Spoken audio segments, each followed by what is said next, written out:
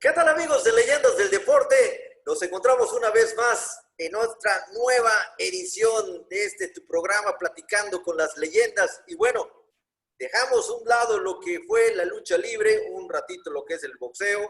Ayer estuvimos con gente del Salvador, ustedes recordarán a esas grandes leyendas que nos acompañaron y bueno, hoy regresamos a nuestra natal, a nuestro querido México, que con quién más, con un grande del fútbol mexicano, está aquí, ya no necesita presentación, ya ustedes saben perfectamente quién es, pero para los amigos de Centroamérica, que también lo deben de reconocer muy bien, y también allá en Sudamérica y en España, pues les presento a mi querido amigo Ramón Ramírez, que ya está aquí con nosotros. Te agradezco, mi brother, que hayas aceptado el llamado, y bueno, se suma una leyenda más, y una leyenda de las Chivas.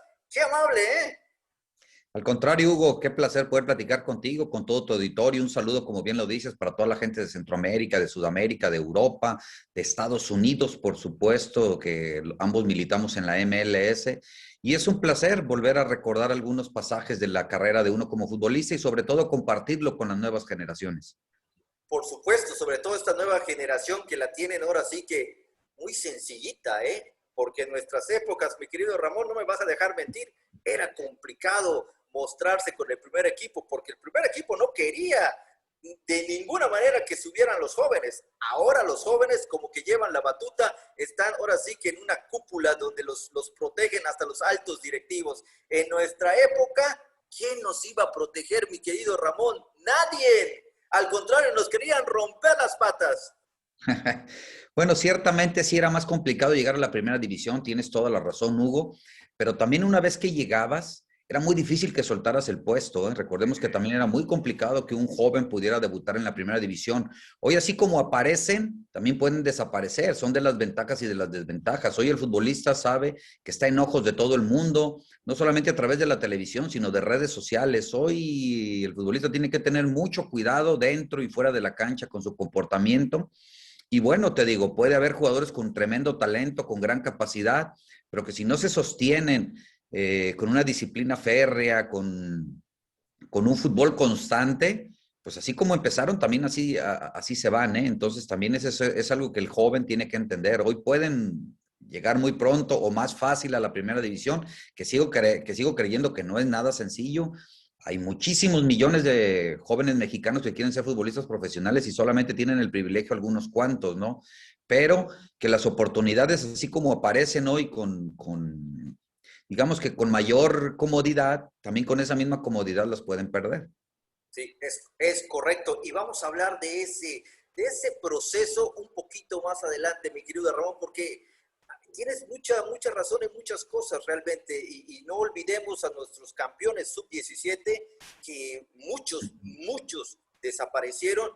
Uno que otro esporádicamente por ahí está, otro precisamente pues ya regresó a América, pero se fue a instalar a la MLS por, por cuestiones, ya sabes, pero bueno, es válido, cada quien su onda, ¿no? Es Sí, válido. claro. Pero bueno, dicen que recordar es volver a vivir, mi querido Ramón.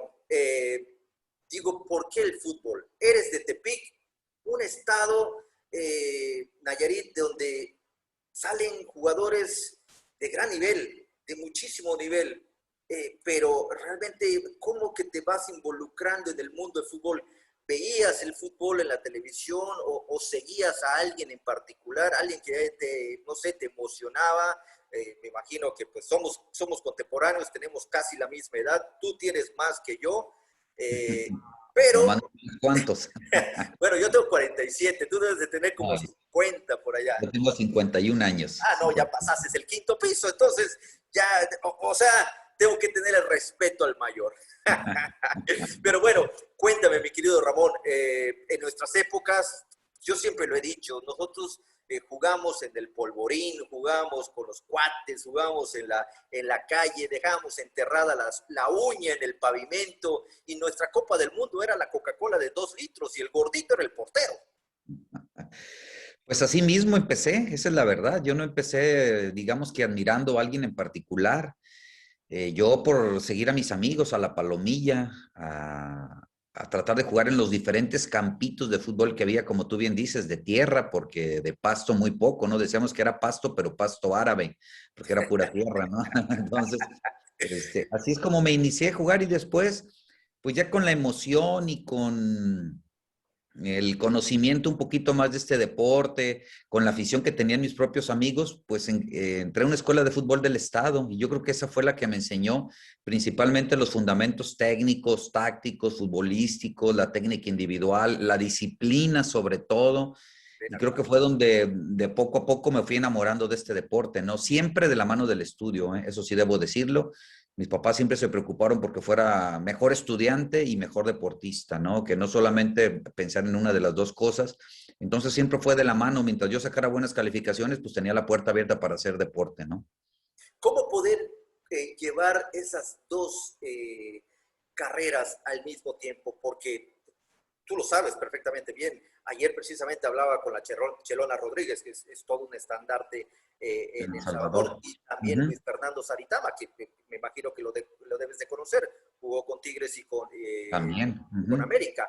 Y realmente son dos personas que se prepararon, que era complicado, me decían, Hugo, realmente era muy complicado porque yo tenía que presentarme a los entrenamientos a las 8 de la mañana, pero desde las 7 yo tengo que estar en la escuela. Entonces tenía que tener un permiso especial y estaba yo becado, entonces no podía yo perder mi beca. Entonces era un problema. ¿Cómo poder concentrarte en decir, bueno, quiero las dos profesiones y llevarlas de la misma mano? A mí, No, en lo bueno. personal, te lo cuento, a mí me dijeron, y me lo dijo un entrenador que tuve, que me dijeron, Hugo, o te dedicas a la escuela o vienes a jugar. Así de fácil y de sencillo. Tú eliges. No, bueno, pues no es nada fácil, tienes que redoblar esfuerzos sobre todo y bueno, sí, te enfrentas sobre todo en nuestra época y creo que esto ya también ha mejorado mucho y el futbolista académicamente creo que se ha superado también a gran nivel. Hoy la mayoría de los futbolistas piensan ya en terminar alguna carrera, por lo menos alguna carrera técnica y después seguir de la mano del fútbol porque hoy se puede, hoy los horarios también lo permiten. Antes pues, ibas en la mañana o ibas en la tarde, no había clases en la noche, no había clases en línea, no podías tomar cursos en diferentes horarios, o sea, horas de la mañana, horas de la tarde, ¿no? Hoy los propios estudiantes pueden acomodar unas materias en la mañana, otras en la tarde, otras muy temprano, otras ya más tarde, que de alguna otra manera te permitan liberarte de esos momentos de entrenamiento, ¿no? Entonces creo que en todo eso ha evolucionado y bueno, sí, era muy complicado, había que redoblar esfuerzos. Yo tuve que terminar la preparatoria 6 meses después de lo que estaba pactado en mi calendario, precisamente por dos maestros que me dijeron justamente lo que te dijo a ti un entrenador. A mí me lo dijeron un par de maestros, me dijeron, o eres el mejor estudiante o eres el mejor futbolista, no puede ser las dos cosas, ¿no? Y yo pues siempre renegué por qué no podía hacerlo, ¿no? Simplemente que me dieran la posibilidad de faltar de repente, de ausentarme algunas clases, pero eso no quiere decir que me iba a ausentar de estudiar, ¿no? Y a la hora de presentar los exámenes, que tuviera las mismas posibilidades, pero era el clásico maestro que te decía, si me faltas 3 veces en el semestre, ya estás reprobado, ¿no? Entonces yo en ese momento estaba también en la selección infantil, entonces yo tenía de repente concentraciones o periodos de visitas a la Ciudad de México, donde nos quedamos lunes, martes y miércoles a entrenar y ya regresábamos jueves, viernes y sábado, y pues jueves y viernes, ¿no? Para retomar la escuela, entonces pues me perdía de repente 3 clases al mes y eso no me lo perdonaron esos maestros. Te digo, hoy creo que la flexibilidad ha cambiado y por lo tanto creo que también el futbolista se ha superado. Oye, qué bueno por esa parte. Pero bueno, regresemos otra vez al fútbol, eso que tanto nos llama, tanto nos gusta. Tú ahora sí que desde chavito te fuiste integrando al fútbol, representando a tu estado, Nayarit, viajando por aquí, por allá. De repente entras al Deportivo Tepic, si no mal recuerdo, un equipo que era tercera división o segunda división. Segunda división. Bueno, es que había segunda y tercera división. Mi hermano Nicolás pasó por la tercera división y el de la tercera división pasa directamente a las reservas profesionales de Santos y finalmente debuta en la primera división. En mi caso, yo no pasé por la tercera división, yo llegué directamente a la segunda división y de la segunda división salto a la primera división. La segunda división es lo que es ahora la primera división A. O la Liga de Expansión, la famosa Liga de Expansión. Liga de expansión que se la sacaron de la manga Es correcto. nuestros queridos directivos que hacen en la liga cada cosa, pero bueno, realmente saltaste procesos. Quiere decir que se puede debutar sin el proceso como lo ahorita yo veo gran cantidad, escuelas del Club Santos en Mérida, escuelas del Atlas, del América, de Monterrey, bueno, un sinfín de escuelas, y yo digo, me pregunto, ¿para qué?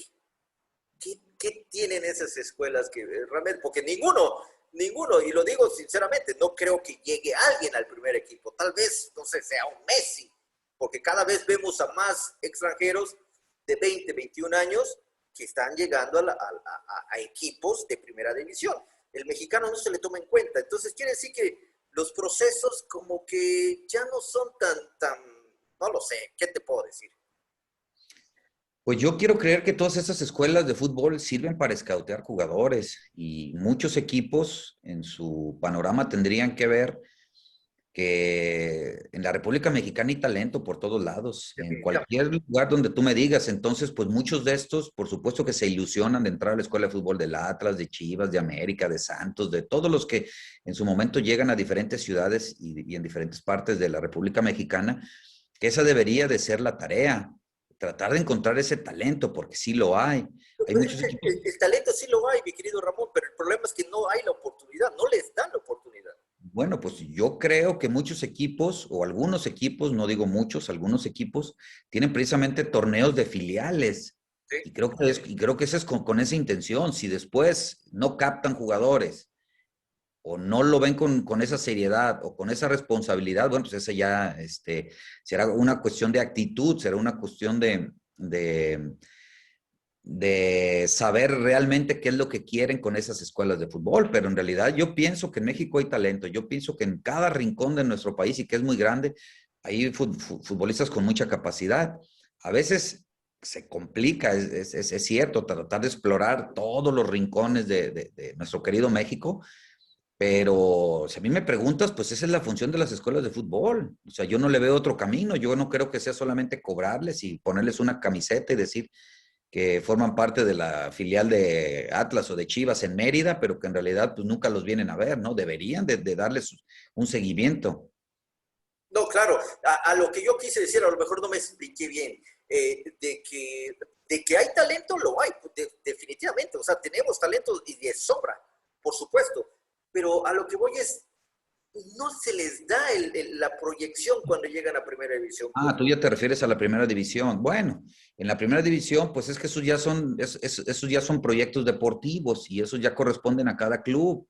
Y hay clubes que en cierta manera, pues se les hace más fácil contratar y hoy con las ventanas y los mecanismos que tienen para poder tener muchos jugadores en la cancha participando sin haber nacido en México, bueno, pues eso abre la posibilidad y eso no nada más pasa en México, pasa en el mundo, los comunitarios, los que eh, juegan con pasaporte en cualquier parte de Europa. Eh, Eso, bueno, pues de alguna otra manera también ya ha permeado en nuestro país y hoy pues muchos equipos se van a la cómoda, se van a la fácil, prefieren invertir más en traer un jugador probado, comprobado de Sudamérica que invertirle a un chavo en fuerzas básicas, ¿no? O darle la oportunidad a un jugador mexicano, eso es definitivo, ¿no? Y bueno, pues eso ojalá algún día, ¿no? Se pudiera reglamentar y si no se reglamenta, que por lo menos las instituciones se den cuenta de que no se debería de abusar tanto, ¿no? Por lo menos debería de haber un 60% de mexicanos dentro de la cancha y un 40%, porque si te das cuenta, los equipos que después reúnen las condiciones y las características para ser triunfadores y luego a la vez en selección nacional, pues te das cuenta que sus ligas están precisamente fundamentadas en eso, ¿no? Y yo me quiero basar en la liga alemana, donde debutan mucho jugador alemán, donde el promedio de edad también es muy joven, donde también fomentan la migración de muchos a otras ligas de Europa y donde finalmente quien se fortalece es la selección nacional. O sea que en México podríamos imitar algunas de estas cosas, ¿no? Claro, por supuesto, yo le hice una pregunta a José Mari Vaquero, que jugó con el Barcelona y vino a jugar también a México con el Veracruz, si no mal recuerdo. Cómo se trabajaba en el aspecto del pasaporte comunitario, lo que tú comentabas, ¿no? Entonces me decían, Europa se unió, o sea, viene un alemán a España y puede trabajar tranquilamente, sin problema. ¿Cómo un español puede ir a trabajar a Alemania? Es dependiendo de dónde tenga la oportunidad. No la No, no tiene. hay, No hay fronteras, no hay fronteras realmente en Europa. ¿Por qué no poderlo hacer aquí en México con Centroamérica? A lo mejor se beneficiaría también, no solo México, también se beneficiaría el área de la CONCACAF. Eh, Hay muchos lugares donde pues estamos hablando de talentos, hay talentos tanto en México como en El Salvador. Tú fuiste a jugar a El Salvador eliminatorias, sabes de lo que hablo. O sea, hay talento, pero desgraciadamente México como que está cerrado en ese aspecto, ¿no? Pues es lo que te digo, esas ya son filosofías de cada institución, ya eso corresponde. No creo que sea una ley que la liga tampoco te imponga, no creo que sea algo que actúe de forma general, eso actúa de forma directa y eso ya son pensamientos institucionales, son líneas que manejan. Algunos quieren acomodar lugar el éxito y sobre el éxito no importa si dentro de la plantilla hay 4 o 5 jugadores mexicanos jugando o siendo titulares o siendo fundamentales. Ellos lo que buscan pues es el triunfo y el éxito, ¿no? De repente hay otros equipos que sí se preocupan más por el proyecto deportivo, por tratar de darle oportunidad al joven mexicano y muchas veces no obtienen los resultados. Entonces es una combinación peligrosa, ¿no? Porque el aficionado pues quiere ver un equipo ganador y a veces también los aficionados renegamos porque no se le da oportunidad al jugador mexicano. Entonces como que no sabes, ¿no? Te quedas muchas veces en medio de no saber exactamente o poner ese punto medio. Yo creo que el secreto del fútbol mexicano es tratar de que los equipos, por lo menos, insisto, tengan un 50 o 60% de jugadores mexicanos dentro del terreno de juego y que también muchos de estos se les dio un proceso de crecimiento de tal manera que en 2 o 3 años estén jugando en el fútbol del exterior, principalmente en Europa. Ojalá, ojalá que algún directivo te escuche, mi querido Ramón. Si no, vete de directivo a algún equipo. No, pues es que no es fácil tampoco, ¿eh? Estar ahí ya después tampoco debe de ser sencillo, porque te digo, desafortunadamente en el fútbol, y digo desafortunadamente porque tú puedes construir un proyecto muy bonito, ¿no? Que así de palabra y ahorita platicando y con rayitas y con líneas lo puedes hacer espectacular, ¿no? Puedes dibujar un esquema deportivo realmente interesante, pero ya en la práctica es muy complicado. ¿Por qué? Porque hay una cosa que manda por sobre todas las cosas, los resultados. Y muchas veces el aficionado está más pendiente del resultado, el medio de comunicación está más pendiente del resultado y luego por eso pues muchas veces se desestabilizan y terminan por romperse proyectos que a lo mejor vienen caminando bien o la intención es hacerlos caminar bien, pero que necesitan muchas veces de tiempo y el tiempo a veces no es el mejor aliado del fútbol. Sobre todo el billuyo, porque Correcto. se invierte demasiado dinero y si no, no hay resultados, pues prácticamente, como tú bien lo dices, se rompen todos los esquemas, se rompe, empiezan a mover, entonces todo esto es un problema, ¿no? Como un dolor de cabeza, pero pues hay que tenerlo bien sustentado como para que se pueda ejercer una buena planeación, un buen proyecto, ¿no? Exactamente. Nos saltamos un buen tramo, mi querido Ramón. Estábamos hablando de ti, de repente empezamos a hablar de las fuerzas básicas, de los chavitos, de todo esto. Pero bueno, regresemos, vámonos a Torreón, vámonos al Santos, el equipo que te dio esa oportunidad y nunca la desaprovechaste. Ahí estuviste desde que dijiste, de aquí soy, ¡pum! Vámonos, para arriba te fui. Ahora sí que como cohete, ¡pum! Despegaste hasta que lamentablemente llegó la famosa fractura y bueno, pero tuviste el deseo de seguir adelante, porque de una fractura a continuar otra vez la preparación y volverte a integrar a un equipo de primera división, no es fácil, es muy difícil, es muy complicado. Pues se me vinieron cosas muy importantes, como bien lo dices, mi carrera en su inicio fue meteórica, de los Coras del Deportivo Tepic me voy a Santos, me dan la oportunidad prácticamente de inmediato, iniciamos con el torneo de Copa, nos toca Chivas y América en el grupo, le ganamos a uno, empatamos con el otro, metí goles, entonces pues digamos que encajé inmediatamente en el equipo, en el proyecto, hice clic con la afición. A los pocos semanas se viene la convocatoria de la selección preolímpica, se vienen los Juegos Centroamericanos, Panamericanos, el camino para Barcelona 92. Desafortunadamente por esa lesión de la que tú hablas no pude estar. Durante ese mismo proceso el señor César Luis Menotti me convoca por primera vez a la selección nacional.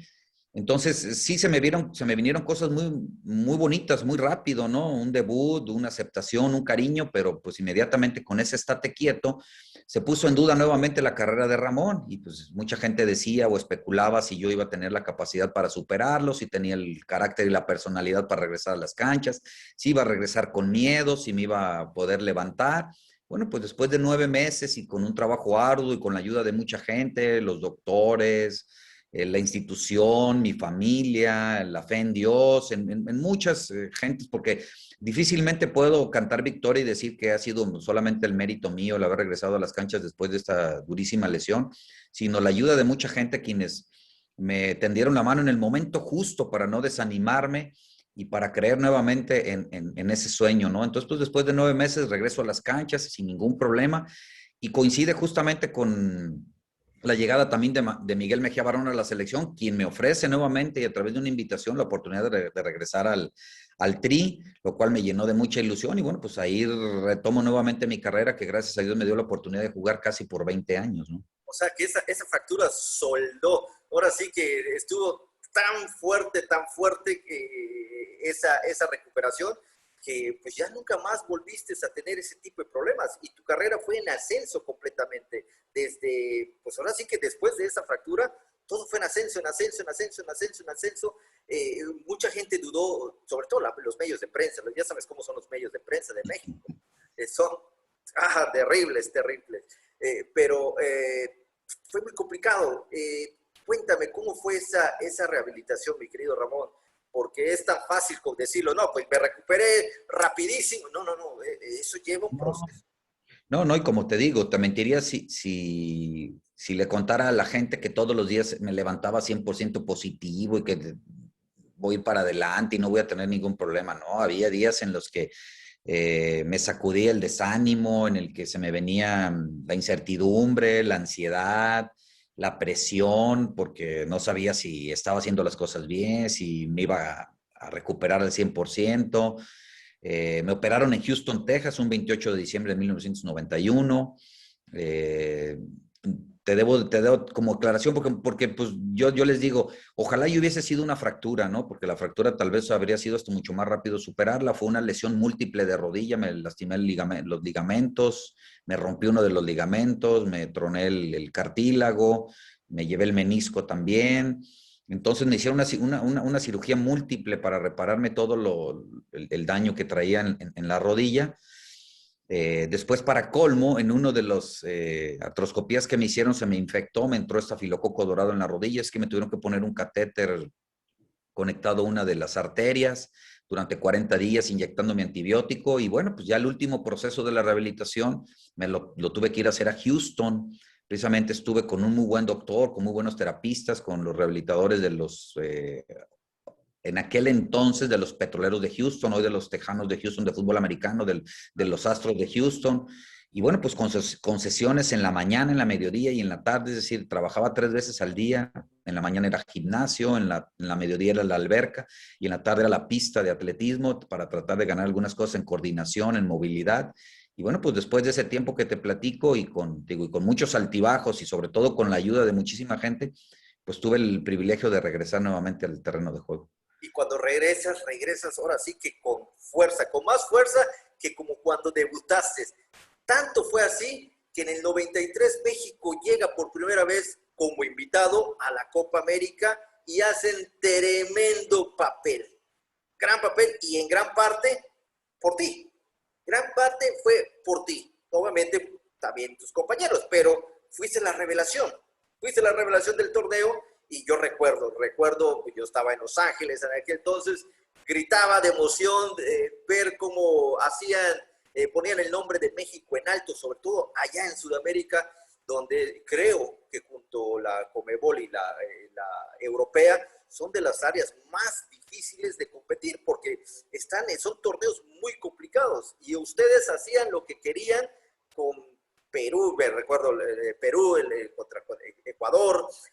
Bueno, hicieron una cosa estupenda. Cuéntame, mi querido Ramón, realmente no sabían cómo poder manejar este tipo de cosas, no es lo mismo la Copa de Oro, y lo digo con todo respeto para los demás equipos, a una Copa América donde estás enfrentándote a Brasil, Argentina, Chile, Uruguay, bueno, todas las potencias de Sudamérica. ¿Cómo se juntaron? ¿Cómo vivieron ese momento? Pues ahí yo creo que tiene mucho que ver la filosofía del doctor Miguel Mejía Barón, que supo reunir a un grupo de jugadores con las características que él necesitaba para su estilo de juego, porque nos convenció de su idea: hay que ser arriesgados en todo momento, hay que ser audaces. Esas eran las palabras del doctor Miguel Mejía Barón, porque pues a muchos hasta nos reinventó o nos creó una posición diferente a la que veníamos jugando naturalmente. Exactamente. Y bueno, yo creo que en un principio este grupo iba con mucha incertidumbre, no sabíamos en qué nivel estábamos, queríamos comprobar qué tan lejos o qué tan cerca estábamos del continente sudamericano. Pues escuchábamos de Argentina, de Brasil, de Uruguay, de Perú, de Colombia, en aquel entonces, que traía una tremenda selección. Y nosotros pues en un principio queríamos simplemente comprobar. No fue nada fácil la fase de grupo. De hecho, perdemos el primer partido contra Colombia, después empatamos contra Argentina y contra Bolivia. Digamos que pasamos, como en la escuela se dice vulgarmente, de panzazo. Así pasamos a la siguiente ronda, pero creo que eso al equipo le dio mucho espíritu, le dio una carga de mentalidad muy fuerte. Y bueno, después, como bien lo dices, nos toca Perú y perdón, sí, nos toca Perú y nos toca Ecuador, donde creo que brindamos los mejores partidos de la Copa América. Y desafortunadamente en la final creo que pecamos un poquito de exceso de confianza, porque ya habíamos enfrentado a Argentina, porque creíamos que éramos superiores a ellos, porque pensamos que iba a ser igual de fácil que el primer encuentro. Y cuando menos nos dimos cuenta, Argentina nos sorprendió, jugó la final completamente distinto, con otra actitud, con mucho más oficio. Nos superaron, yo creo que principalmente en eso, en oficio, ¿no? Pero nos quedamos satisfechos y contentos, porque de lo que nosotros creíamos antes de tomar el vuelo, que estábamos alejados de los sudamericanos con relación a lo que ya vivimos una vez que jugamos contra ellos, sentíamos que estábamos de tú a tú, que ya no teníamos por qué verlos para arriba, ¿no? Como en algún momento lo creíamos. ¿Hubo hasta cierto punto nerviosismo en aquel juego? Contra Argentina, sí. Bueno, yo no sé si el nerviosismo creo que después ya nos pegó en la cancha. Antes de la cancha no, porque nosotros traíamos el recuerdo del empate 1-1 que hicimos en Guayaquil, donde nosotros nos pusimos en ventaja y después nos empataron, y creo que en ese partido hasta nosotros merecimos haber ganado y quizá traíamos esa película en la cabeza.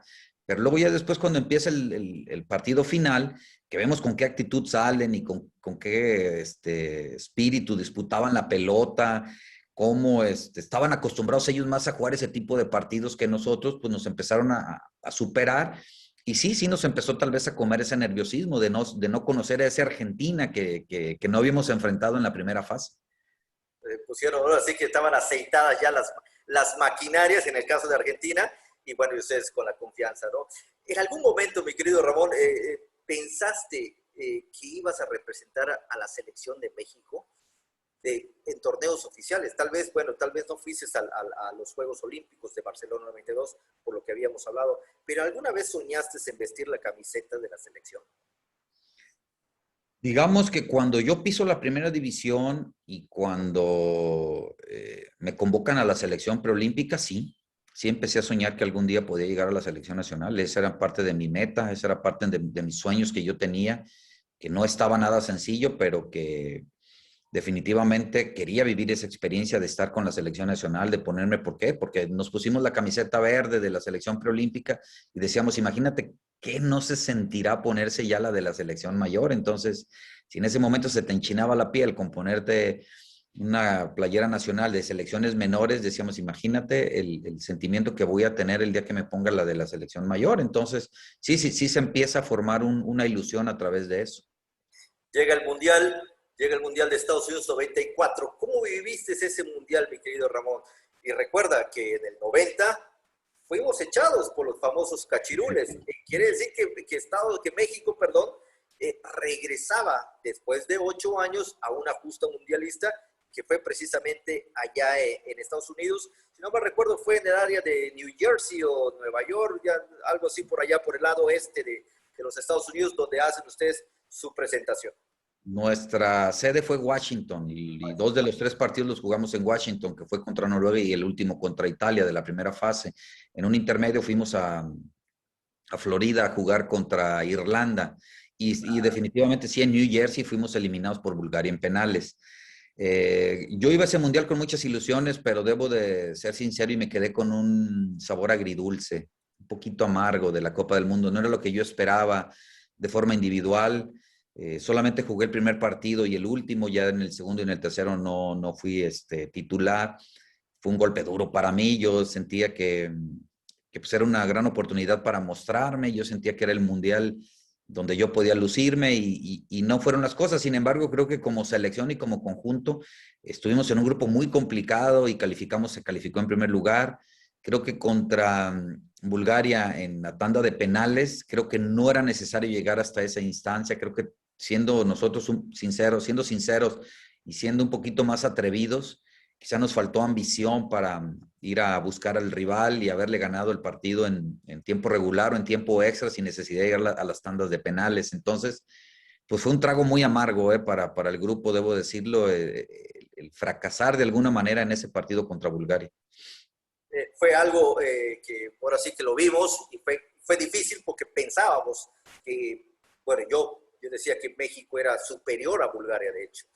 ¿Por qué? Porque pues, inclusive tanto con jugadores y incluso con el clima, había un calor extremo allá en la parte este, en New Jersey, había mucho calor y decía, esto va a repercutir con los europeos, realmente hay la posibilidad, o sea, estábamos ansiosos y desafortunadamente, como tú bien dices, vamos a decir que hubieron cambios como que no debieron haber hecho, o qué sé yo, no sé, cada entrenador tiene sus ideas y se mueren por esas ideas, o sea, no hay poder humano que los haga cambiar de pensar, aunque esté un extraterrestre allá como jugador, si él dice te sientas y punto, y así son, así son.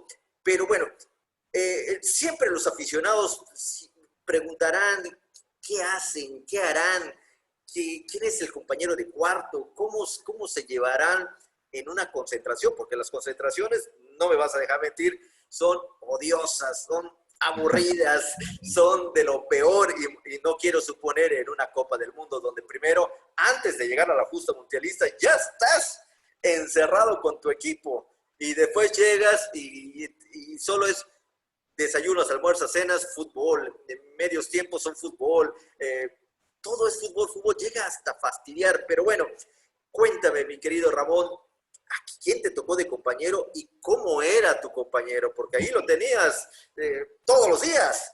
Bueno, mira, en el proceso mundialista de 1994, de repente me rotaban con algunos compañeros. Te puedo decir que tuve de compañero al Abuelo Cruz, él fue mi primer compañero en una concentración con Miguel Mejía Barón.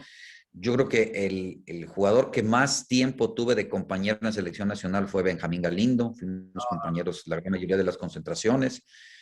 Me tocó alguna vez compartir una concentración con Hugo Sánchez, por supuesto, con David Patiño, con algunos otros jugadores, con Miguel España. Pero en la Copa del Mundo era individual. Cada jugador tenía su propia habitación. Esa era la filosofía de Miguel, que había que estar tranquilos, que había que estar solos, que había que en algún momento incluso estar hasta con la familia. Entonces era parte de su estrategia, ¿no? Entonces en el 94, en la Copa del Mundo, estábamos solos. Esas eran las concentraciones, pero bien lo dices, no son concentraciones sencillas, ¿no? Tampoco podemos decir que son malas porque pues a eso nos dedicamos y es lo que nos gusta y es nuestra pasión, pero no son un relajo como mucha gente cree y son fiestas como todo mundo también a veces así las interpreta, ¿no? Bien lo dices, es desayunar más o menos lo mismo, seguir con una dieta en desayuno, comida y cena, comidas que de repente te llegan a aburrir, extrañas de repente algún antojito que no lo puedes tener.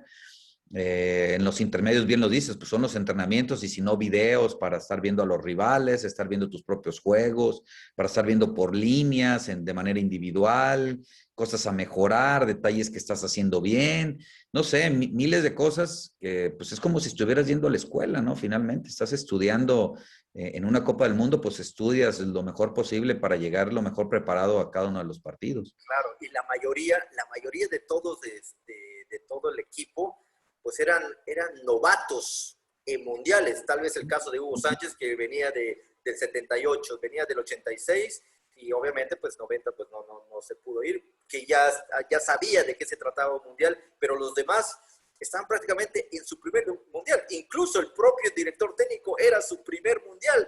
Entonces, ¿cómo veías tú a tu alrededor? ¿Tenías el tiempo como para poder observar a tus compañeros, decir, se está como que le están empezando a temblar las piernitas, o no sé, qué es lo que veías? No, no, no, yo veía buen ambiente, la verdad es que nunca había ningún compañero fuera de sí en esa parte. Sí, ciertamente éramos novatos, ciertamente creo que sí nos pesó un poquito el debut contra Noruega, terminamos perdiendo 1-0, pero creo que el equipo tenía carácter y tenía valentía para recuperarse y la gran mayoría de los jugadores, pues lo que queríamos era triunfar, era trascender, esa era la realidad. Y había muchísimo talento, muchísima capacidad. Quizá lo que nos faltó, insisto, fue un poquito de más ambición en los momentos más importantes. Pero se hizo buen papel, realmente Se, se hizo un buen papel, no el que nosotros esperábamos, ¿eh? Sí, tendríamos que ser muy exigentes para decir que debimos de haber hecho mucho más, ¿no? De lo que está. ¿Por qué? Porque mira, teníamos una buena selección. Ya habíamos superado la fase de grupos con dos de los rivales más complicados, con tres europeos en pocas copas del mundo. A México le ha tocado en una fase de grupos de una Copa del Mundo a tres equipos europeos. ¿Eh? En esta ocasión pues, nos toca Noruega, nos toca Irlanda y nos toca Italia, que finalmente es el subcampeón de esa Copa del Mundo. Calificamos en primero. Entonces sentíamos que también Estados Unidos para nosotros era como estar jugando en México, estábamos de locales, entonces pues nos quedamos con esa espinita clavada, sinceramente, de que pudimos haber hecho más en el Mundial de Estados Unidos 94. realmente me imagino que te habrán hecho esta pregunta un montón de veces. ¿Cuál disfrutaste más? ¿La de Estados Unidos o la de Francia en el 98? La de Francia 98, por supuesto. Una Copa del Mundo en Europa es distinta, una Copa del Mundo en países donde hay tanta cercanía, donde nos fuimos incluso con más tiempo de anticipación, en donde yo tuve más participación, donde me sentí más útil, me quedé con un mejor sabor de boca. Yo me quedo con Francia, por supuesto. Lo vivido en Francia es único. Y ya estabas madurito, o sea, ya tenías tu recorrido, Sí, ya estabas 27 años, 27 años, 27, 28 años. en la máquina aceitadita, o sea, estabas listo, bueno, pues, se demostró, hiciste en ese carril izquierdo lo que quisiste. Ahí hasta el pase que le das a Cuauhtémoc Blanco, ¿cómo olvidar ese pase realmente? No, yo creo que ese fue un gesto único de Cuauhtémoc para meter el gol. Uno como volante, como lateral volante, en este caso que estaba jugando yo, tú recibes un pase al espacio y lo único que haces es ver de reojo a algún posible compañero que llegue. Entonces, en ese momento yo vi dos camisetas blancas, uno que venía al primer poste que traía marca y uno que venía al segundo poste que venía un poquito más libre, más suelto. Entonces, yo no sabía si era Cuauhtémoc, yo no sabía si era Luis Hernández, yo no sabía quién era. Simplemente yo tiré el centro al espacio y creo que Cuauhtémoc en un principio, pues parecería como que el remate lo tuvo que haber hecho con la pierna derecha y no sé de dónde saca ese recurso y lo remata con la pierna izquierda que sorprende al portero. Yo creo que es un gol más por la calidad de Cuauhtémoc Blanco que por el centro que puse yo, ¿no? Bueno, pues es que si no hay el centro, tampoco hay jugada de gol. No hay, Sí, y además, pues te digo, recordemos que en ese partido éramos un hombre menos, habían expulsado a Pavel Pardo y que con un hombre menos fuimos capaces de igualar el marcador a dos. no, hicieron un excelente mundial. Se vivió lo mismo que en el 94, también tuvieron habitaciones solos, No, o esta vez ya los computó nuestro querido Pelón. no, ahí no, ahí sí. Durante todo el proceso de la gira, del viaje, hasta que no quedó el grupo ya definido con los 23, mi compañero de cuarto era el Tilón Chávez. Fue el Tilón Chávez. Una vez que de los 25 o 26 que iban, se recortó a los 23, entonces mi compañero ya en la Copa del Mundo, mi compañero de habitación fue Joel el Tiburón Sánchez. Ah, mira nomás, el exentrenador de aquí de los Venados de Yucatán, nuestro querido Tiburón Sánchez, que lo tuvimos por aquí en Mérida en una ocasión.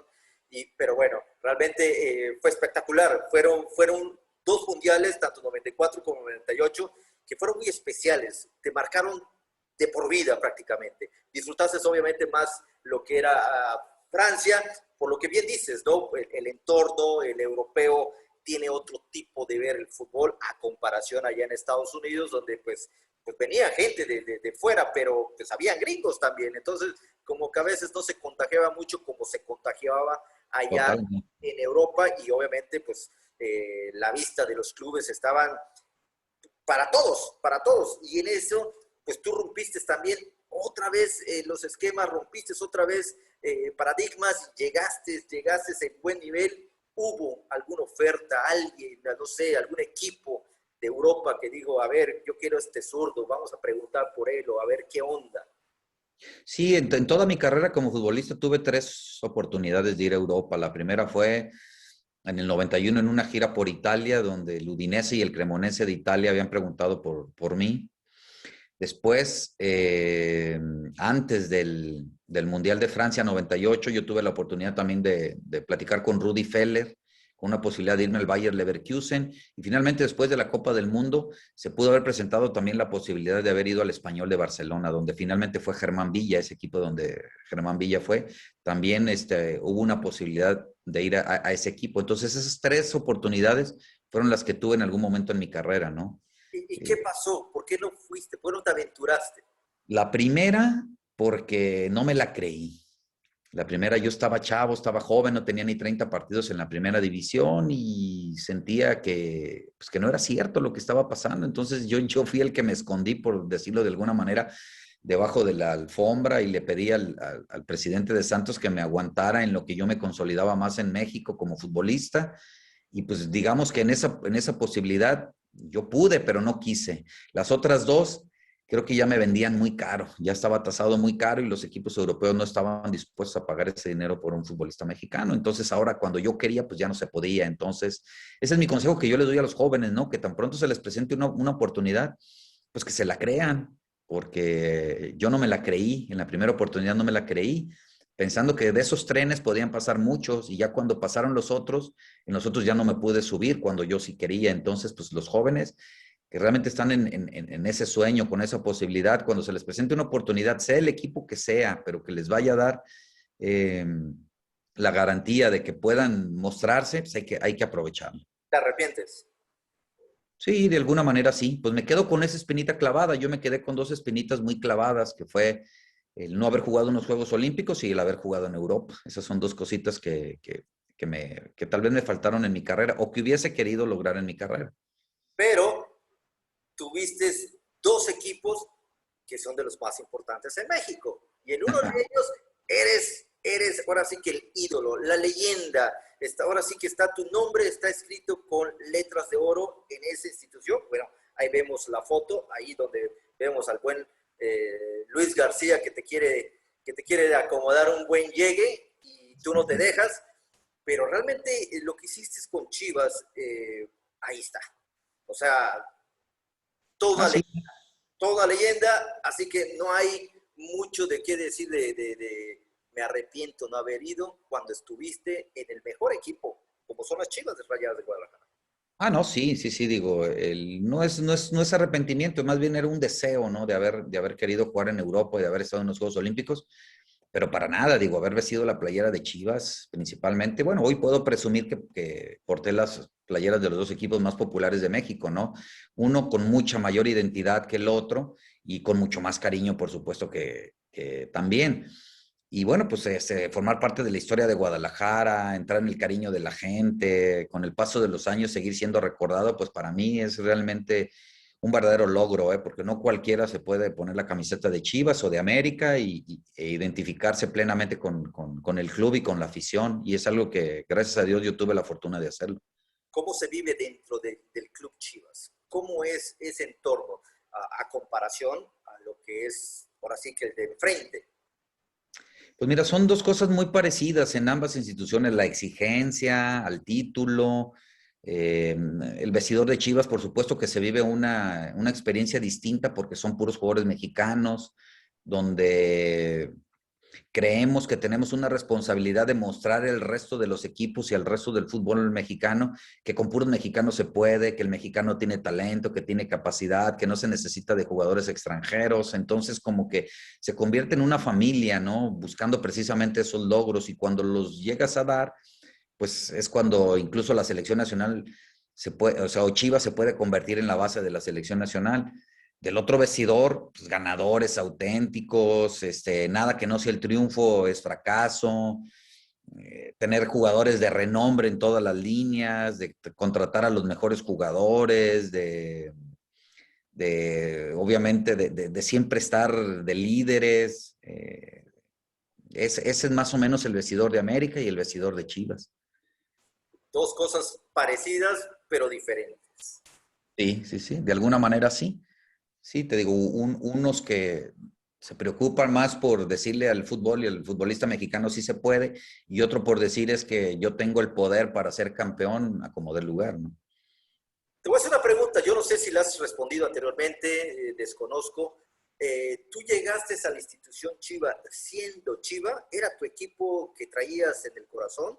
Ya ves que a veces nosotros, como niños jóvenes, siempre tenemos a nuestro equipo yo le voy a tal equipo, ¿no? En este caso, llegas a Chivas Que procedente mira, de yo Santos. fui, yo fui muy de etapas, Hugo, fui muy de etapas. Yo, por ejemplo, yo crecí con esos Pumas de Caviño, de Hugo Sánchez, de Leonardo Cuellar, de Chucho Ramírez, de Vázquez del Mercado. Entonces, yo admiraba de JJ Muñante, yo admiraba mucho ese equipo de Pumas, no tenía una afición así tan arraigada. Después me pasé al de Cruz Azul, del O sea, Wendy. eras veleta entonces, mi querido Ramón.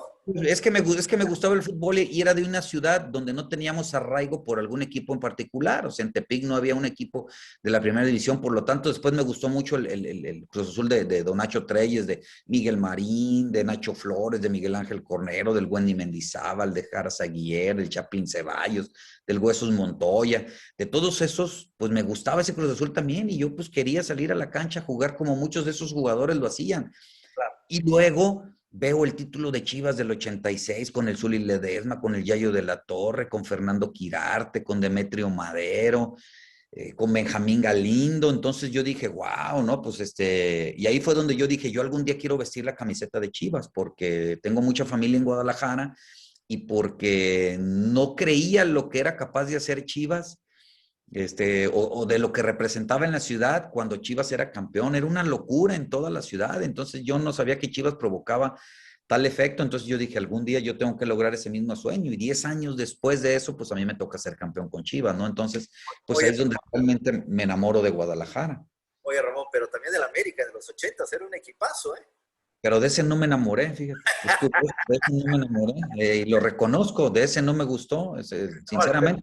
Perna, el Cristóbal Ortega, el Cabezón Ahí, Luna, Ya Celada. para, ya para entonces tenía muy claro que quizá no era, el América no era de mi total simpatía, en el buen sentido de la palabra, ¿no? No, claro, realmente, pues sí, estamos hablando ahorita de lo que te gustaba, ¿no? Y tienes toda la razón del mundo.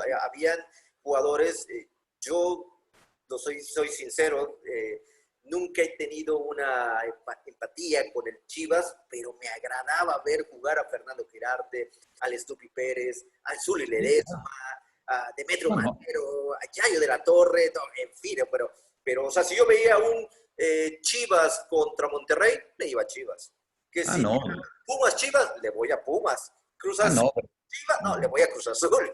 Ah, no, ver a jugadores como Antonio Carlos Santos, como a Cecilio de los Santos, como a Juan Antonio Luna, Cristóbal Ortega, pues era un privilegio verlos jugar, ¿no? Sin embargo, pues nunca me entró la afición por los colores amarillos, o sea, esa es la verdad. Y así te puedo decir de muchos equipos a los que yo admiraba de repente ver jugar a Barbadillo en Tigres, era espectacular, o sea, y así muchos jugadores, ¿no? De diferentes equipos. Entonces, Pues me gustaba el fútbol en términos generales, pero creo que cuando yo veo ese campeonato de Chivas en el 86, 87, es cuando realmente yo sueño algún día vestir esos colores. Y cuando llegas y ahora te conviertes en una historia, en una leyenda del club, ¿cómo te sientes al respecto, mi querido Ramón? Pues muy orgulloso te digo porque son muchos los jugadores que pasan por las instituciones, son muchos los jugadores que han vestido esta playera y pocos los que se quedan en el recuerdo de los aficionados. Y me considero privilegiado porque soy uno de esos y mi cariño pues es mutuo, ¿no? Entonces, pues son las herencias que le quiero dejar a mi familia, ¿no? Que pasé por un club importante, por un club muy querido en México y que no pasé desapercibido, que dejé un granito de arena por ahí, que le pusimos una estrellita a ese bonito escudo. No, eres muy bien reconocido en esa gran institución como son las Chivas Rayadas de Guadalajara, donde más adelantito vamos a hablar de lo que pasa actualmente con el club Chivas. Pero cuéntame una cosa, mi querido Ramón. Eh, ¿Es válido? ¿Es válido de que se hagan ese tipo de transacciones sin preguntar realmente? O sea, ya vemos al jugador como que somos los esclavos del siglo XX prácticamente. Ya no preguntan. Si quieren copiar lo que hay en Europa, si quieren copiar lo que hay en Sudamérica, con torneos, con esto, con lo otro, ¿por qué no copiar también lo bueno de, pues a pesar de todo, el ser humano el jugador es lo más importante que hay en un equipo de fútbol. Sin jugadores no hay absolutamente nada. ¿Crees que es válido hacer ese tipo de transacciones de, no sé, Chivas América o América Chivas? Es que dijiste una palabra clave, Hugo, sin preguntarle al jugador. Es que sin preguntarle al jugador sí creo que no es correcto. Preguntándole al jugador, ya depende del jugador, por supuesto, y está con toda la libertad de hacerlo. Claro. Yo decía, por ejemplo, en el caso de Oribe Peralta, a mí me decían, ¿y por qué a Oribe Peralta no lo criticas tanto si pasó del América a Chivas? Y le dije, ¿sabes? Por una sencilla razón, porque le preguntaron a él. Y él tuvo la libertad de decidir y ya cuando decides, pues ya sabes a lo que te vas a tener, ¿no? Porque la gente de América te va a reprochar que por qué te fuiste, la gente de Chivas no te va a aceptar tan fácil, vas a tener que demostrar. Entonces eso era lo único que si a mí, por ejemplo, en su momento se me hubiese preguntado, pues todo ya mundo sabe cuál habría sido mi respuesta, ¿no? Claro, por supuesto, pero te costó muchísimo adaptar. Es más, yo pienso que jamás sentiste eso. Pues O sea, pues no, mira, Hugo, al contrario, y es que no es que me costó tanto trabajo, la verdad es que estuve muy poco tiempo, pero una vez que yo me fundé con la camiseta del América, yo quería trascender en el América, yo quería triunfar en el América. Yo no tuve un mal arranque con el América, creo que empecé bastante bien, después me lastimé en un partido contra Tigres, donde por cierto metí mi gol, y después coincide con un bajón del equipo, pero yo quería continuar dentro de la organización, yo quería hacerme notar, no creo que haya sido cosa de actitud ni de no querer la camiseta se va queriendo con el tiempo y se va queriendo con logros y resultados. Yo solamente estuve 6 meses, por eso tampoco puedo hablar mucho. Y lo único que tengo es respeto para la institución de la América, porque la reconozco como una institución popular, como una institución ganadora. no, y claro, por supuesto, y ahorita pues creo que es, si no me recuerdo, es el más ganador. Sí, totalmente. Casi no, Tiene, ya no sigo mucho la liga desafortunadamente por lo que pasa en el fútbol, que los dirigentes han hecho y deshecho de esta liga, han destrozado prácticamente la liga mexicana y a veces dices, pues ya para qué la veo, ya para qué veo un partido de fútbol si no hay ese plus que a veces dices, bueno, el descenso o el ascenso, eso se jugaba porque sabías qué onda, ¿no? Ahorita, pues ¿qué le ves?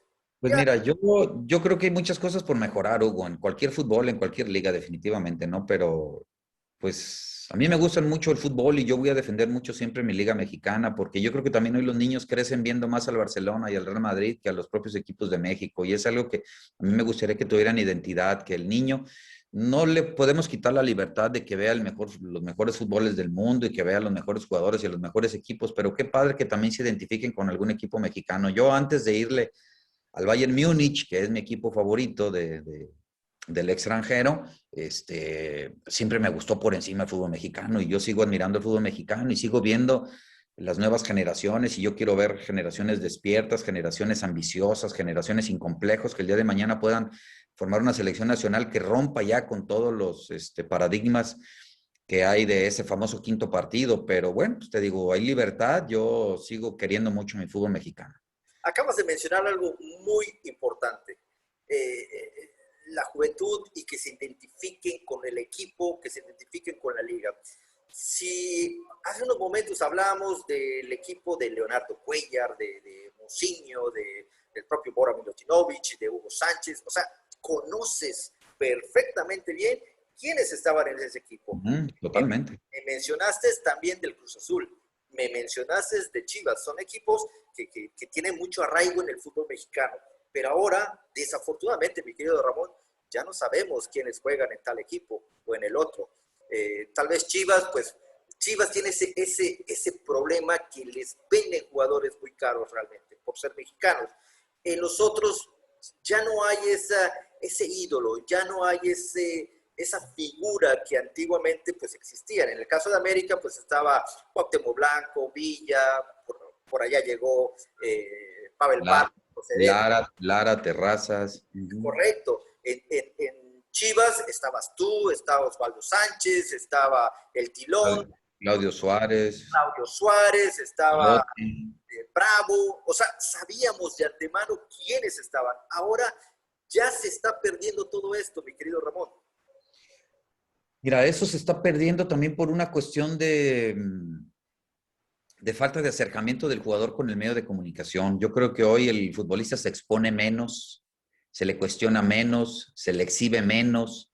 Antes, pues, el futbolista lo que queríamos era salir en el periódico, lo que queríamos salir en los programas de televisión, queríamos que nos entrevistaran. Son las directivas que te tapan eso. Ahorita Bueno, para llegar a un jugador tienes que pues, pedir permiso a la directiva. por eso te digo, hoy creo que eso de alguna otra manera ha entorpecido, que muchas veces los lineamientos institucionales no le permiten al jugador tener ya ese acercamiento con el medio de comunicación y al no tener ese acercamiento, pues muchas veces el público o el aficionado también desconoce a muchos de estos jugadores, ¿no? Pero todo ídolo, toda leyenda de cualquier equipo, todo se demuestra dentro del campo. Tú lo demostraste dentro del campo. Es allá donde tienen que resurgir. Es donde allá tienen que hacer las cosas. Sí, ese es el papel número uno, ¿no? La cancha. Pero después, por supuesto que los medios de comunicación ayudan mucho. Eso es inevitable. El que tú te conozcan un poquito más como este tipo de entrevistas que estamos haciendo y que puedan conocer el lado humano del futbolista, el sentimiento, la personalidad. Eso también hace después clic con el aficionado. La gente también se puede identificar por eso, no solamente por lo que haces en la cancha, sino también por tu manera de pensar. Y creo que hoy se conoce poco del jugador. El jugador esconde muchas cosas, ¿no? Que tal vez en nuestro momento, te digo, pues más bien lo queríamos gritar a los cuatro vientos, ¿no? Que nos dijeran exactamente, que nos preguntaran, porque lo que queríamos era que nos conocieran. ¿Te molestaba dar un autógrafo? ¿Te molestaba dar, no sé, la foto con el aficionado? Porque muchos no creo que el futbolista se moleste. Yo creo que a veces el aficionado tiene que entender que también los futbolistas somos personas comunes y corrientes. A veces creen que los futbolistas no andamos de malas, creen que los futbolistas a veces no nos enojamos, creen que los futbolistas no tenemos problemas o no pasamos por problemas. Y a veces, híjole, pues se puede atravesar uno de estos momentos a la hora de una foto, a la hora de una firma y podemos causar una impresión que realmente no es, pero yo creo que para cualquier futbolista es un verdadero privilegio que te pidan una foto, que te pidan un autógrafo, que te conozcan, que te identifiquen en la calle. Yo creo que es un verdadero privilegio. Lo que pasa es que a veces entran en juego, te digo, todos estos factores que por más que quisieras controlarlos, a veces es inevitable, ¿eh? Entonces yo no puedo decir que yo a todo mundo le caí bien o que soy una monedita de oro y que a todos les firmé con cara de alegría y que con todos me tomé la foto. Yo decía, tal vez en una presentación con 90 me porté bien y a lo mejor con 10 no, y esos 10 a lo mejor se van a ir con otra impresión de Ramón bueno, y a nadie vas a dejar a gusto. Eso es es correcto. correcto, entonces por eso te estoy diciendo, entonces, pero yo creo que en el fondo no hay jugador que no se sienta orgulloso de poder ser reconocido, sinceramente. Ramón, venimos de una liga nueva, una liga que empezó, bueno, yo la vi nacer en el 96, Tú llegaste después, tiempo después, una liga que poco a poco está, ahora sí que marchando a pasos agigantados, ¿eh? Como es la liga de fútbol de allá de los Estados Unidos, o la Major League Football, o la MLS, o MLS, como lo quieras llamar. Estados Unidos, la MLS, cuando tú llegas, ¿qué fue lo que vistes a tu llegada? Porque no sé si te habrá tocado los famosos shootouts. No, no me tocaron, no me tocaron. No, ya me tocó como que un fútbol ya más, más normalito, por decirlo de alguna manera. Digo, recordemos que Estados Unidos pues es creador de sus propios deportes, ¿no? Y que quería darle otro matiz al fútbol que finalmente no causó éxito. Pero lo que sí vi yo es un interés general, sobre todo de los niños y jóvenes por este deporte, y que dije, tarde o temprano Estados Unidos va a crecer y ahí está la prueba. Estados Unidos, tú dices que está creciendo a pasos agigantados, esa es la verdad. El fútbol en los Estados Unidos se está reinventando, el fútbol en Estados Unidos está terminando de gustarle al norteamericano. Creo que la bomba que va a explotar va a ser la próxima Copa del Mundo. Creo que vamos a ver un mundial distinto al del 94. Y yo creo que la Major League Soccer lo único que le hace falta es empatarla con el calendario mundial de la FIFA. Desafortunadamente juega en fechas diferentes a las que se juegan comúnmente las ligas. El día que pueda hacerlo, yo creo que la MLS le va a poder competir a cualquier liga, te lo digo de verdad. En algún momento le va a poder competir a cualquier liga del mundo. Bueno, déjame decirte que ahorita hay muchos jóvenes de la sub-20 que ya pertenecen a equipos de Europa, ¿eh? Muchísimos. Muchísimos, muchísimos. Tienen una preocupación la Federación de Estados Unidos de exportar jugadores que creo que a la larga le va a venir muy bien a la selección nacional, y que no nos cause ninguna sorpresa que el día de mañana esté más cerca de lograr cosas importantes incluso que la propia selección mexicana, lo digo de verdad. No hay que confiarnos. Estados Unidos lo que se propone lo logra, tiene la infraestructura, tiene el poder económico, tiene la diversidad cultural. Puedes encontrar americanos de origen asiático, de origen africano, de origen europeo, de origen sudamericano, que les gusta el fútbol y que ya en su sangre ya traen esa herencia, ya traen esa calidad. Entonces, todos esos tarde o temprano pues van a ocupar esos lugares, ¿no? Entonces, Estados Unidos se puede convertir en una potencia en el fútbol, ¿eh? Prácticamente estamos diciendo adiós al gigante de la CONCACAF, que viene siendo México. Va a competir contra México, porque México también tenemos agallas, tenemos orgullo, tenemos una liga bien armada. Creo que hay muchas cosas que se van a mejorar con el paso del tiempo. Van a ser partidos difíciles, nos lo vamos a disputar. Creo que Estados Unidos y México habitualmente nos vamos a estar disputando la hegemonía de la CONCACAF. El área de la CONCACAF ahora sí que es un norte y sur, es como, no sé, como agua y aceite. Están de un lado Norteamérica, que viene siendo México y Estados Unidos, porque ahí ya no entra Canadá, y del otro lado está Centroamérica y las islas. O sea, estamos hablando entre poderío ahora sí que y lo digo con todo respeto, contra el débil, ¿no? Pero ya los débiles están haciendo cosas muy importantes. También. Cosas muy importantes. En el caso de Costa Rica, yo estuve platicando con Hernán Medford en Costa Rica y Hernán Medford me decía, Hugo, México para nosotros aquí en Ticolandia es lo mejor, es esto, es lo otro, pero Costa Rica ha hecho las mejores copas del mundo Totalmente. que México.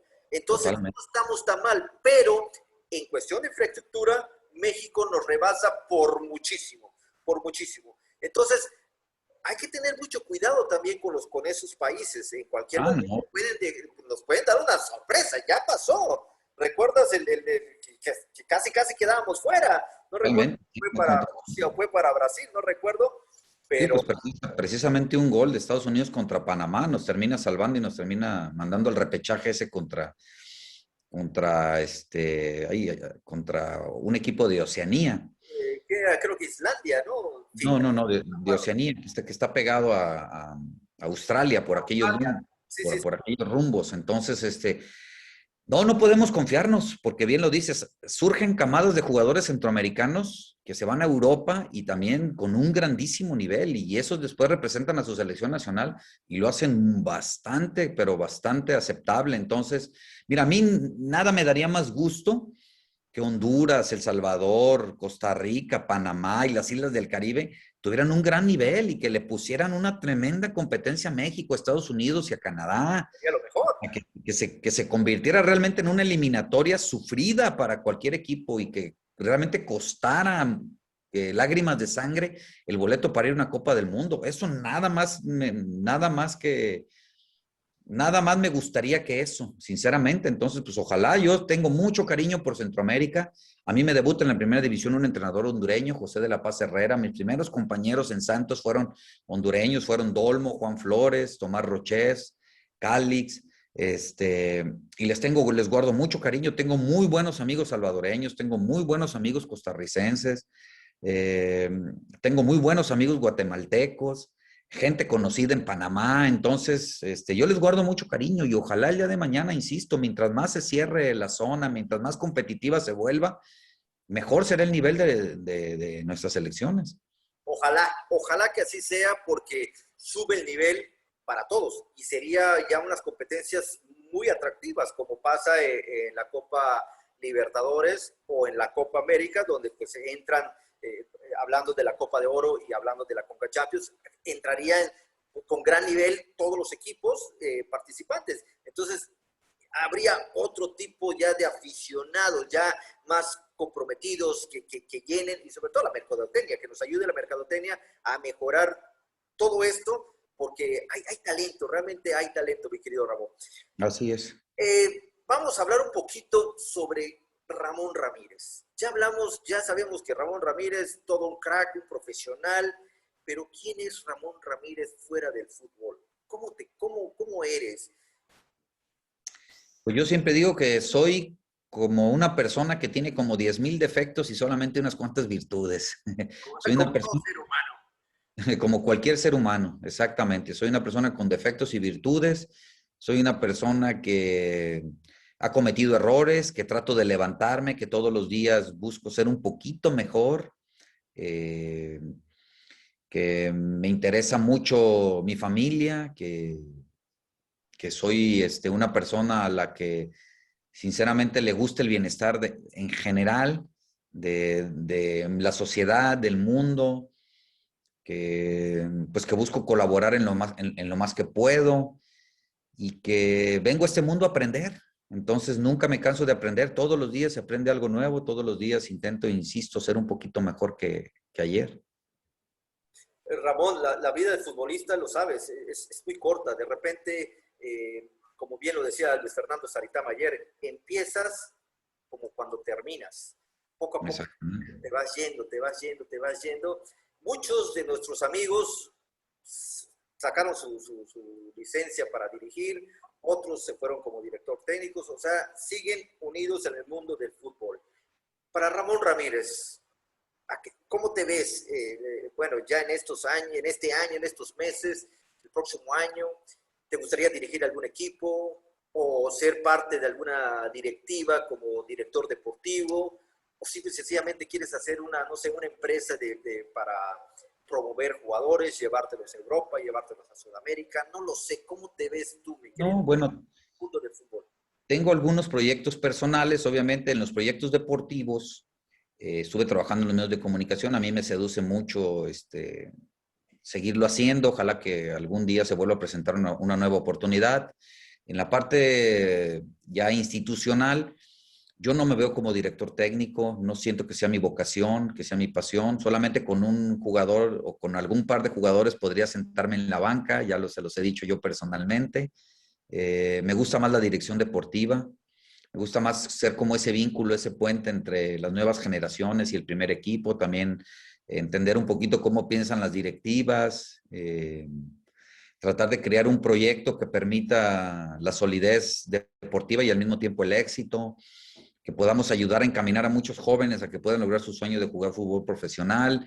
No lo sé, me veo más involucrado en eso que en el banquillo, pues dirigiendo a 25, 27, 28, 30 figuras, ¿no? Esa es la verdad. Con diferente forma de pensar y diferentes Diferente forma maneras de de pensar. actuar. Es un rollo completamente.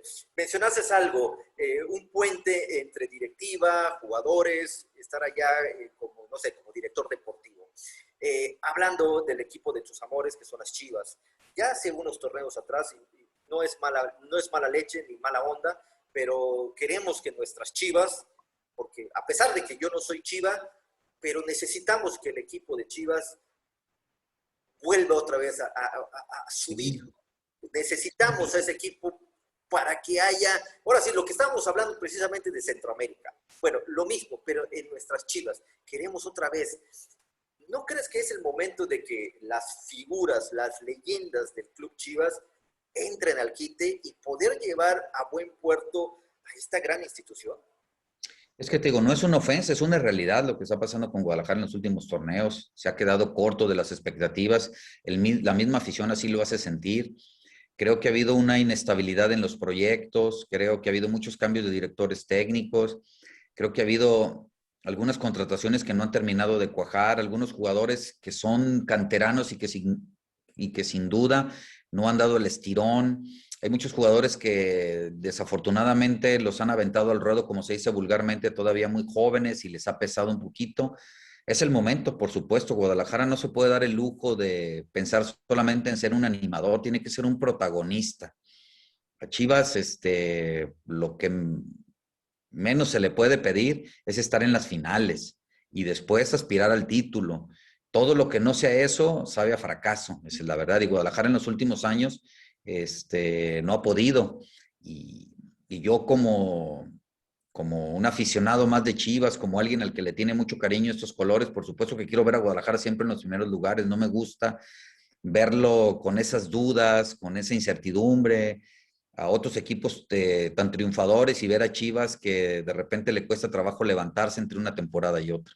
Es difícil hablar cuando uno está fuera del entorno, ¿no? Porque pues También, hay gente muy preparada. Está el caso del profe Bucetich, está Sergio Maguer también con el que tengo muy buena relación, está, bueno, un buen amigo tuyo que es el director deportivo como Ricardo Peláez, que fue compañero. ¿verdad? Muy capaz. Es una persona muy capaz de enfrentarse a retos difíciles, pero no ha habido una llamada como para decir, Ramón, ahora sí como el comercial de la Pepsi, ¿no? Oye, ya necesitan nuestra ayuda y se presentan allá los meros meros, ¿no? ¿No ha pasado lo mismo contigo, que te digan, a ver, Ramón, venga para acá porque necesitamos conjuntar ya un buen equipo? El equipo empieza ahora sí que desde arriba, ¿no? Y mientras más cabezas haya, mucho mejor. Dicen que dos cabezas piensan mejor que una. Desde luego, mira, con calzador no puede entrar nada, definitivamente. Y yo soy de las personas que para todo llegará su momento, ¿no? Tengo una excelentísima relación con Amaury Vergara, lo aprecio, lo admiro, es un chavo con mucha decisión, es un chavo que realmente ha tomado las riendas de una institución importante, de una empresa grande también como es la de su papá, en paz descanse, y creo que tiene muy buenas ideas. Y él lo sabe perfectamente porque se lo he dicho en varias ocasiones, que aquí estoy yo abierto y el día que crean que yo pueda sumar, que pueda hacer algo importante, que pueda poner mi granito de arena para que Guadalajara pueda regresar nuevamente a la grandeza que todos los aficionados quieren, pues con mucho gusto estaré dispuesto, estaré listo, ¿no? Pero una llamada como tal, alguna formalidad, aún no la hay, te digo, y tampoco la voy a presionar. Esa se va a dar de forma natural si es que así llega, ¿no? Como debe de llegar las cosas buenas, sin Así es. presionar, y las cosas solitas van a llegar. Mi querido Ramón, ya por último, te tengo que hacer unas preguntas que esas sí son como gancho a la zona hepática o al hígado, no sé cómo se le viene en el mundo del boxeo, pero quiero hacerte unas preguntas como se las he hecho a todos, a todos, a todos. Ahora sí que no se la libran nadie acá. Y tú no vas a ser la excepción, mi querido amigo. Pero cuéntame, Adelante. ¿quién ha sido, que necesito que me digas la verdad, tu peor entrenador de fútbol? Mi peor entrenador de fútbol. Pues creo que Creo que con el que menos aprendí o con el que tuve más complicaciones fue con Osvaldo Ardiles. El argentino. Sí, lo tuve en Chivas. Llegó a Chivas, correcto. Es toda una institución, él, ahí con la selección argentina. Bueno, ya no entremos más en detalles, me preguntas. No entremos más en detalles. No tuve la mejor relación con Osvaldo Ardiles. Digamos que ya, bueno, así como debe ser, tal, punto. El mala leche, siempre existe un mala leche. Hay jugadores que no se tientan el corazón. Hubo uno que... Porque lo de la fractura no creo que haya sido mala leche. No. Con el que tuve más problemas también dentro de la cancha en ese sentido fue con Darío Franco. Con Darío Franco, otro argentino. Bueno, tú algo te traes con los Ches. No, pues digo, tú me estás preguntando, te estoy contando, nomás no te voy a decir los porqués, pero... No, tranquilo. Esto no es Ventaneando ni Pati Chapoy. Exactamente. Tranquilo. A ver, tu peor decisión. Haber pasado el América, haber jugado en el América. O sea, que está por encima de haberte ido a Europa. Sí. El haber pasado... El haber pasado al América. Ha sido una de mis peores decisiones en mi carrera. Bueno. Vamos ahora a unas más bonitas, más alegres. ¿Qué partido de fútbol, no de Copa del Mundo, de Liga, recuerdas con mucho cariño porque hiciste el 100, ahora sí que la perfección en un partido de fútbol? Ay, Dios. Pues me voy a quedar con el clásico que le ganamos al América 3-2 en el Azteca. 3-2 en el Azteca. Partidazo. Sí, siento que fue un partidazo. Partidazo. ¿Tu mejor amigo en el fútbol, mi querido Ramón? Ay, tengo muchos buenos amigos. Ese sí está muy complicado, pero tengo que decir uno o tengo que decir varios. Pues dame chance de decir por lo menos, híjole. Bueno, dale, échale. Claudio Suárez. Claudio Suárez Tipazo. es mi mejor amigo. Bueno, dijiste que ibas a decir varios. A ver, échale. Puedo decir varios. Ramón Morales, Nacho Vázquez. Todos, ninguno del América. Buenos amigos en el América, sí tengo muy buenos amigos en el América. Sí, Germán Villa es un muy buen amigo. Isaac Terrazas es un muy buen amigo. Sí. Ahí está. Mi querido Ramón, la última, como decimos, la última y nos vamos. ¿El fútbol te dejó o tú dejaste al fútbol? El fútbol me dejó. Yo por eso sí, yo no me retiré del fútbol, el fútbol me retiró a mí. El fútbol es sabio y el fútbol sabe en qué momento te tiene que retirar. Y me retiró creo que en el momento correcto. ¿A los cuántos años te retiraste, Ramón? A los 37 años. No estaba tan joven. Me hubiese gustado jugar a los 37. Yo me retiré a los 34, o sea que me ganas todavía. Exacto. Bueno, mi querido Ramón, pues te quiero agradecer muchísimo el haber estado hablando un poquito de tu gran trayectoria y de hablar un poco de fútbol que tanto nos apasiona. Para mí fue un enorme placer. Espero que solo sea el primer tiempo de este partido y volvamos ahora sí que volver a hacer otro programa con tu presencia. Sería genial. Estoy muy agradecido contigo, mi querido Ramón. Al contrario, también conmigo. Muchas gracias, Hugo, y estamos aquí a la orden. Ya habrá un segundo tiempo, como bien lo dices. Hasta tiempos extra, si quieres. Tiempo extra. Bueno, amigos, pues muchísimas gracias.